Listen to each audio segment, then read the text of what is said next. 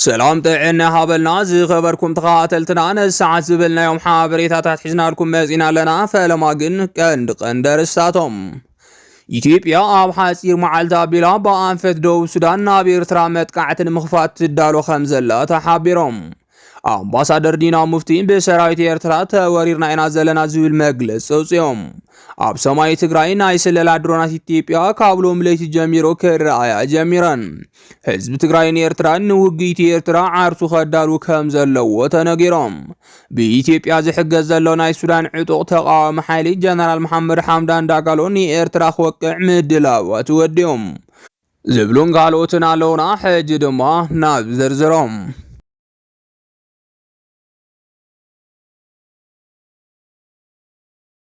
ኢትዮጵያ ኣብ ሓፂር መዓልቲ ኣቢላ ብኣንፈት ደቡብ ሱዳን ናብ ኤርትራ መጥቃዕቲ ንምኽፋት ትዳሎ ከም ዘላ ተሓቢሮም ኢትዮጵያን ኤርትራን ሎሚ ኣብ ድሮ ውግእ ኮይነን ነንባዕለን ንምጥፋእ ሰርሓት ዘለዋ ኮይነን ክልቲአን ሃገራት መሓዛ ሓይሊ ኣብ ምፍጣር ይርከባ ብመሰረት እዚ ድማ ናይ ሻዕብያ መንግስቲ ንዓመታት ጸላኢ ገይሩ ዝሰብኮ ዝነበረ ውድብ ህወሓት ፈታው እንትገብር ካብ ኢትዮጵያ ወፃኢ ድማ ሃገራት ግብፂ ሱዳንን ስዑድ ዓረብን ኣሰሊፉ ይርከብ بوغن أبي دمو عرب إمريتس أسلفو إيرتران مورار منقسقاس يقبر مهلاو زتحبر خوينم أنصار منقس سودان زواغو زلو عطوات جنرال محمد حمدان داغالو يدقف نتسيب دمو آفزو باغرنا أفريكا ناي وكلنا وقت داليو خمزلو بوزحات تنتنتي يقلسو لهم لوم دمو آموغو يسياسن أبيين انداخر رزم زلو مدلات وقن أبناي موداتا معرف بسيحو خمزلو زتحبر خوينم بغلط يوم أكالات نابرو يوقع كأتوم زخيل عقاتامي تفتير يركب بتوسخون إيرتران درونات وجه خمسة توت يقلس إزلام بيستفرار عقاتامي تاتنا أنصار عويز جبر وجه تدالو خمسة لكن جرلات أنح إيرتران مام درونات وجه خمسة توت إنداتق على حيركب سياسة فوركي مسمع رباين هاجرات زاتو وترسيبو جزونا وكالي أزيرو مسنا إيسيا هاجرات نابز على محزنة كم زاتو قال أحسن يوم بأتي مسمع رباين زلو تلسي بدما مسان صار أمريكا زخون حيالات هاجرات نخقرارب مخنيات كوين ويوم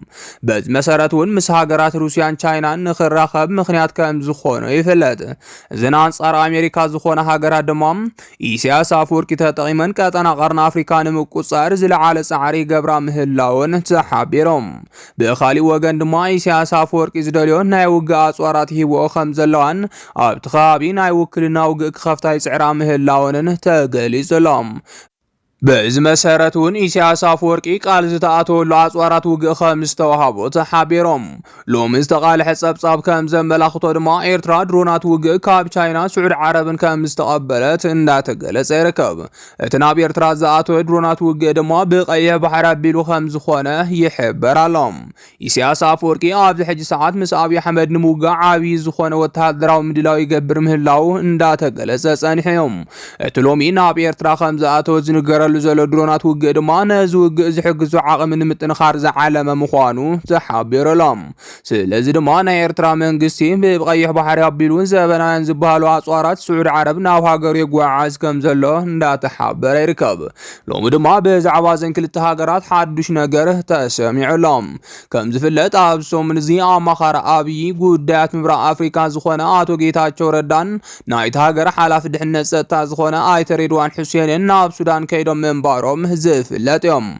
أبت زنبرم صانح الدماء منقست إثيوبيان جنرال عبد الفتاح البرهان نخحقز قال كم زعاتون الشعبية كاب سودان كوز زحاتت خوينهم بمال سودما منقست فيرال منقست سودان زحقز سراويت نمهابيهم يخونن برناي سودان منقستين توم لوخات أبي أبت زنبرم زتم قالو تاو ملس خمزهاو من تالكا تاونت أبي أو هاقرم كيهلو تغليلو داو كبلن ناقير ومعلوم مخنياتو دمان اي سودان منقستي نعطوات جنرال محمد حمدان داغالو حاقيزيلو سيلز خساسيوم سيلز دما ابي حمد نزوم عطوات نداغففن منقست سودان نمقلبات زموكره خوينم كوينو گن بنا إيرتران تግራይን حاقز سرع منقست سودان كهلو خيليوم ይኹን እምበር ሎሚ ኩሉ ነገር ናብ ሻዕብያ ዝተመለሰ ከም ዝመስል ዝተሓበረ ኮይኖም ሓድሽ ውጥን ውግእ ዘምጽእ ክስተት ካብ ኤርትራ ተሰሚዑሎም። እዚ ክስተት ድማ መንግስቲ ፌደራል ብሓይሊ ጀነራል መሐመድ ሓምዳን ዳጋሎ ኣቢሉ ኩናት ንምጅማር ኣብ ቀረባ ከም ዘሎ ተሓቢሮም። እዞም ብመንግስቲ ሱዳን ተደፊኦም ፍርቆም ኣብ ሱዳን ፍርቆም ኣብ ድንበራት እታ ሃገር ዘለው እቶም ዕጡቃት ኣብ ልዕሊ ኢሳያስ መጥቃዕትን ምፍጻም ምድላዋቶም ምውድኦም ተገሊጹሎም። ኢሳያስ ወርቂ ኣብ ውሽጣዊ ጉዳያት ሱዳን ብቐጥታ ኢዱ ኣትዩ ኣብቲ ኩናት ብምስታፍ ዓብዪ ጉድኣት ኣብፅሒኡ ዝበለ መራሕቶም ዕጡቃት ዝኾነ ጀነራል መሐመድ ሓምዳን ዳጋሎም ነዚ ጉዳይ ሸለላ ይንብሎን ኢና ዓቕምታትና ኣዋዲድና ኣብ ልዕሊ ኤርትራ ናይ ሕነ ምፍዳይ ስጉምታት ክንወስድ ኢና ክብል ትማሊ መደንገጽ ዜና ኣቃሊሑሎም። እዚ ድማ ውጥን ኣብይ እዩ እንዳተባሃለን ብኣንፈት ደቡብ ሱዳን ሓይልታቱ ኣጠናኺሩ ዘሎ ጀነራል መሐመድ ሓምዳን ዳጋሎ ብሓገዝ ብልጽግና ኤርትራ ንኸጥቅዕ ኣንፈት ኣቐሚጡ ወተሃደራዊ ምንጭታት ይሕብር ኣሎ። እዚ ድሮን ከም ዝተዓጠቐ ዝተነገረሉ ሓይሊ ጀነራል መሐመድ ሓምዳን ዳጋሎም ኣብ ልዕሊ ናይ ኤርትራ ወተሃደራዊ ናቁጣታት ስጉምቲ ክወስድ ይዳሎ ምህላው ድማ ተሓቢሮም። እዚ ድማ ናይ ውክልና ውግእ ኣብይ እዩ ክኸውን እንዳተባሃለ ብሕዝኡ ዝወፅእ ዘሎ ኮይኖም ብኣጽዋራት ኢትዮጵያ ኤርትራ ንምውቃዕ ተዳልዩ ከም ዘሎ እዩ ዝግለጽ ዘሎ። እዚ ድማ ብቐጥታ ኢትዮጵያ ትገብሮ መጥቃዕቲ እንዳተባሃለ ይንገረላ ኣሎ።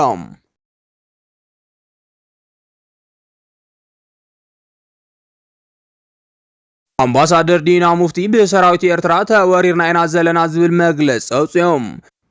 ቅድሚ ሕዚ ኣብ ወፃኢ ጉዳይ ሚኒስቴር ኢትዮጵያ ወሃብ ቃል መንግስቲ ብልጽግና ኮይኑ ብዛዕባ ትግራይ ሰሙናዊ መግለጽ ዝህብ ዝነበረ ኣምባሳደር ዲና ሙፍቲም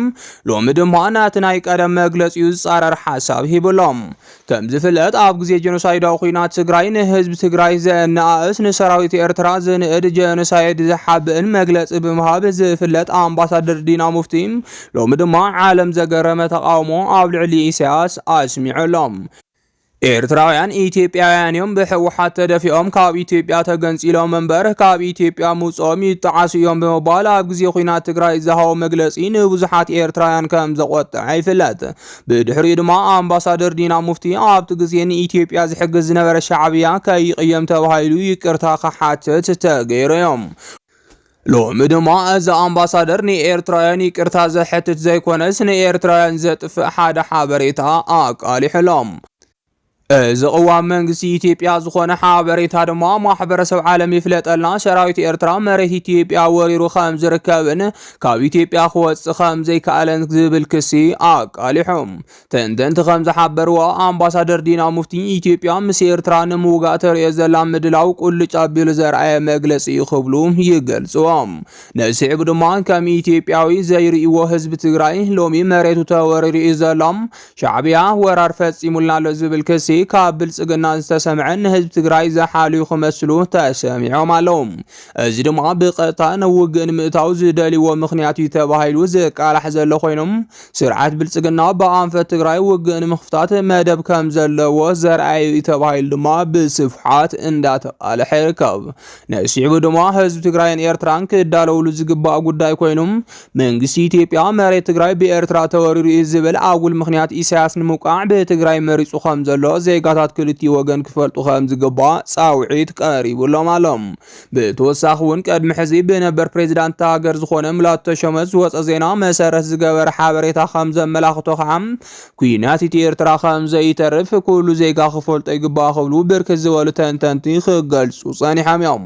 ናይቲ ሃገር ነበር ፕሬዚዳንት ሙላቱ ተሾመ ጥቕልል ዝበለ መልእኽቱ ክረአ እንከሎ ድማ ኢሳያስ ኣፈወርቂ ሕገ መንግስቲ ዘይፈልጥ ናይ ዓለምና ኣምባገነን እዩ። ኢሳያስ ኣፈወርቂ ናይ ትግራይ ውግእ ከም ጽቡቕ ዕድል ተጠቒሙ ኣብ ትግራይ ዕንወት ኣብፂሑ ዝብልን ከምኡውን ኢሳያስ ኣብ ክልል ኣምሓራ ንዘለዉ ሚሊሻታት ተመሓዚዎም ኣሎ ዝብል ምዃኑ ይንገረሎም። ኢሳያስ ኣብ ሕወሓት ውሽጢ ዘሎ ውዕሊ ፕሪቶርያን ግዝያዊ ምምሕዳርን ከፍርስ ምዝንቀሳቐስ ዘሎ ኣካል ኢሉ ዝገለጾም ምስ በዓል ዶክተር ደብረጽዮንን ሰራዊት ትግራይን እውን ተመሓዚዩ ይጥቀመሎም ኣሎ ክብል ሓቢሩ እዮም።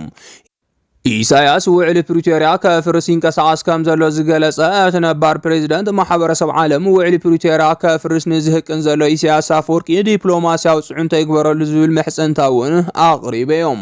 ብሓፈሻ ድማ ኣብ ትግራይ ዘለው ብዶክተር ደብረጽዮን ገብረ ሚካኤል ዝምራሕ ህወሓት ብሰራዊት ትግራይ እናተሓገዘ ምስ ኤርትራን ፋኖን ብምዃን ክዋግኡን ውዕል ፕሪቶሪያ ከፍርሱን ይሓስብሎም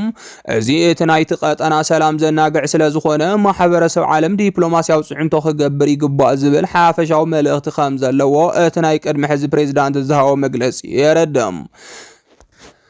መራሕቲ ኢትዮጵያ ሓድሽ ነገር ብዝተፈጠረ መልክዑ ብዙሕ ሓድሽ ነገር ዘቃልሑ ዘለው ኮይኖም ካብዚኣቶም ድማ ኣብ ብልጽግና ኦሮሞ ዝተኣኸቡ ልሂቃን ኦሮሞ ዘመሓላልፍዎ ዘለው መልእኽቲ ንብዙሓት ኣገሪሙሎም በመሰረት እዚ ድማ ፕሬዝዳንት ኢሳያስ አፈወርቂ ኣብ ትግራይ ዝተፈጠረ ሽግር ተጠቂሞ ኣብ ልዕሊ ኢትዮጵያ ኩናት ክኽፈት ይዳለሎ ዝብል ፕሬዝዳንት ነበር ኢትዮጵያ ሙላቱ ተሾመ ኣብ አልጀዚራ ዝኸበርካ ህዝብ ትግራይ ሰላም ይዘልየካ ዝብል መግለጺ ኣብይ አሕመድ ቀድሚ ሕዚ ብቋንቋ ትግርኛ ገይሩ ዘመሓላለፎ መልእኽትን መንግስቲ ኤርትራ ቀንዲ ጸላኢ ምዃኑ ህዝብ ትግራይ አንድ ዓዲዑ ዝፈልጥ ህዝቢ እዩ ዝብል ናይ ፋና ቲቪ ዜናን ይርከብዎም ነሲዕቡ ድማ እንታይ ሓድሽ ነገር ስለዘለዩ ከምዚ ዓይነት ፖለቲካዊ ውሳነታት ኣብይ ዝበዝሕ ዝብሉ ሕቶታት ተበራኺቶም ኣለው ይኹን እምበር እቲ ዘሎ ሓድሽ ነገር ከም ዘመላኽቶም ኣብይ አሕመድ ውግእ ንምኽፋት ተዳልዩሎ ኣብ ዝብል ድምዳመ ከብጽሕ ኣኽኢሎም ሕዚ ድማ ምስ ብዙሓት ምንቅስቓሳት ተተሓሒዙ ምስቲ ዘሎ ህልው ኩነታት ናይ ፌደራል ድሮናት ውግእን ናይ ስለላ ድሮናትን ሎሚ ለይቲ ኣብ ሰማይ ትግራይ ከም ዝተረኣያ ይሕበር ኣሎ ብብልጽግና ከም ዝተለኣኻ ዝተነገረለን እዘን ድሮናት ሰራዊት ኣብ ዘይለውሉን ድንበር ኣብ ዘይኮነሉን ከባቢም ኣብ መቐለ ከምኡውን ኣብ ዝተፈላለዩ ድንበራት ትግራይ ክንቀሳቐሳ ተራእየን ኣለዋ ናይዚ ዋና ዓላማ ድማ ንህወሓት ይኹን ንሻዕብያ ምክትታል ተባሂሉ ዝተጀመረ እዩ ክብሉ ናይ ብልጽግና ሰባት ይገልጾም ብፍላይ ከምቲ ዝሓሚዎ ዘለው ርክብ ምስ ሻዕብያን ህወሓትን ካብ ካሊእ ግዜ ንላዕሊ ሎሚ ከም ዘስግኦም ተሓቢሩሎም ስለዚ ድማ ለይቲ ለይቲ ዝግበሩ ምንቅስቓሳት ንምክትታል ዘየቋርጽ ስለላ ድሮናት ተጀሚሩሎም ዝኸበርኩም ተኸታተልትና ንሰዓት ዝበልናዮም ሓበሬታታት ነዚኦም ይመስሉ ነይሮም ንምክትታልኩም ካብ ልብና መስግን